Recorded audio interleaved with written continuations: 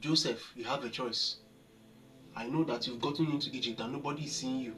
Potiphar's wife has given herself to you freely, without charge. Nobody is going to see you, nobody is going to know what is happening. You can give in and sleep with her and it will go. You will be a fine boy, fresh boy, making waves. Or you can decide to say, I'm going to wait. Even if it's going to cost me to go to prison, I will wait until the time for me comes. Even Jesus, our Lord, he has a choice.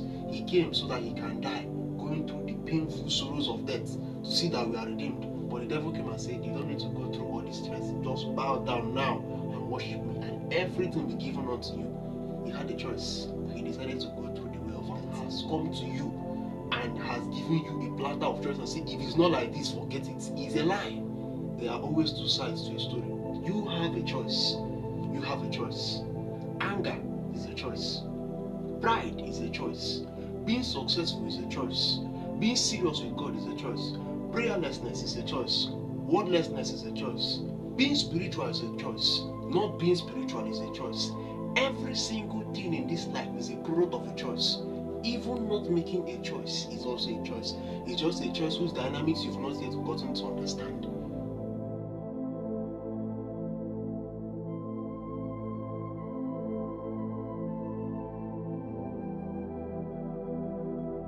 Who told you you don't have a choice?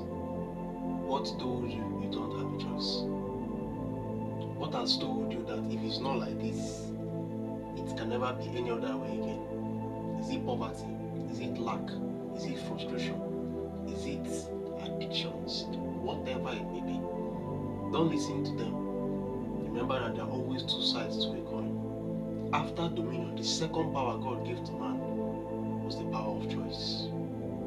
We're going to look at a lot of people who make different kinds of choices and how it made or marred their lives.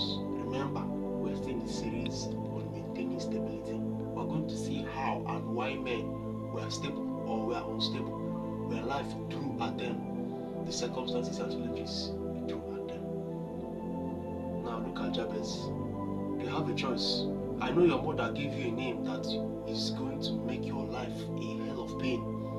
But you have a choice to stay there and cry and say, oh Lord, this is how my life is going to be till I die. Or you can call upon God and say, God, let your hand be upon me and keep me from harm so that I'll be free from pain. David, you have a choice too.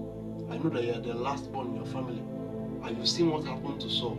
You have a choice to go the same way Saul went, or you have a choice to go in a way that will make your kingdom a spectacular one. Hannah, you have a choice. I know that you are barren. I know that you've cried. I know that your rival wife, Penina, has been pestering you, has been disturbing you, and maybe wants you to get discouraged even in your prayers. Eli has even said what he said. You have the choice to think about what he said and be like, oh, what is even going on? If nobody's even understanding my predicament again, and give up, and that's how you will lose Samuel. Or you have a choice to still keep on praying and make sure that God, who you've been talking to, God, the only one who can change your situation, hears you and gives you a child. Joseph, you have a choice. I know that you've gotten into Egypt and nobody is seeing you. Potiphar's wife has given herself to you freely, without charge. Nobody is going to see you, nobody is going to know what is happening. You can give in and sleep with her and it will go. You will be a fine boy, fresh boy, making waves. Or you can decide to say, I'm going to wait. Even if it's going to cost me to go to prison, I will wait until the time for me comes. Bartimaeus, you are blind from birth maybe, and people are passing and they are shouting about Jesus, and you shout, oh Jesus, son of David, have mercy on me, and people are telling you, oh God, shut up, what are you even looking for? He has not finished attending to what they are seeing. He's looking for the one that is blind, and not just blind, a beggar. You can decide to keep quiet, or you can decide to stay shout louder, Jesus, son of David, have mercy on me, and Jesus will save you. Rehoboam, I know that you just came out after Solomon, and now the people have come to you asking you that you should lower the burden that your father placed on them.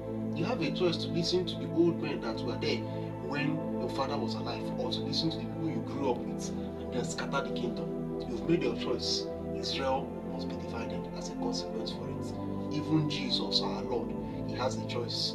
He came so that he can die, going through the painful sorrows of death to see that we are redeemed. But the devil came and said, you don't need to go through all this stress. Just bow down now and worship me, and everything will be given unto you. He had a choice, but he decided to go through the way of death. What has come to you and has given you a platter of choice and say, if it's not like this, forget it, is a lie.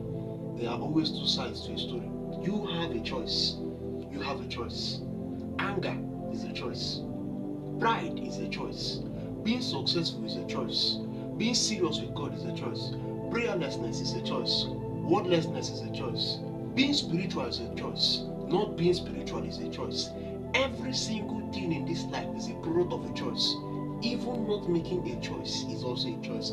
It's just a choice whose dynamics you've not yet gotten to understand.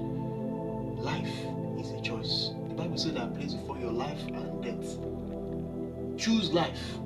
That was what Moses told the people of Israel. At the same time, when Joshua was about to die, he told the people of Israel again, see, you have a choice to serve the gods that were there before you at the river or in Egypt.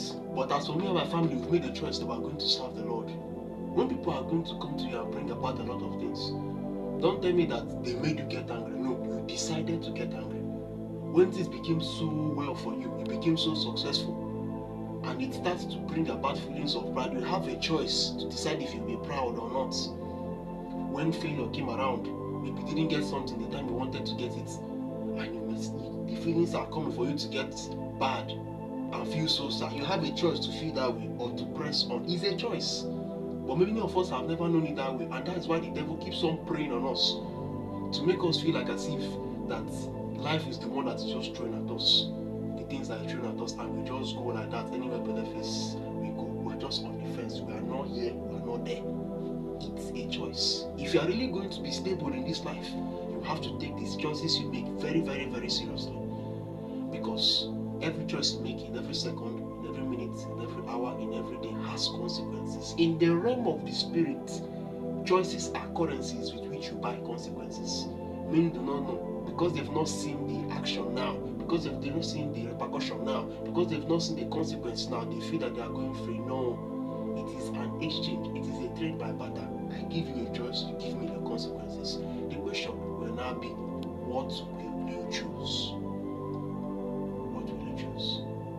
Even Jesus himself, before he comes into your heart, he will have to knock. You will be the one to make a choice to allow him come in. But the thing with the devil is that the devil will manipulate you to feel that he can come in anytime he wants. So he manipulates you to give him the key so that he comes in and out anytime.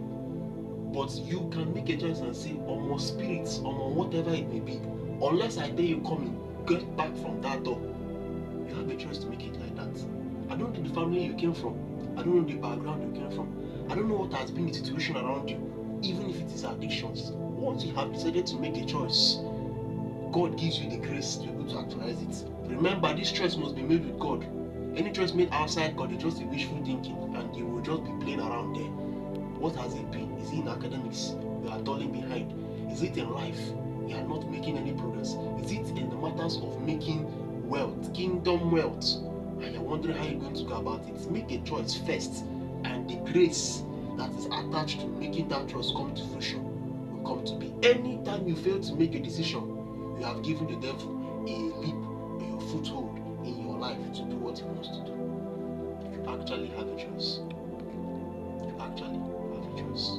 May God help us, even as we conclude this series on maintaining stability, to be careful of the choices that we make.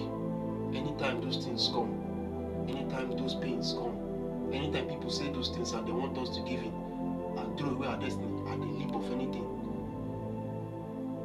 God will help us to make the right choice. Please, don't fail to share this video.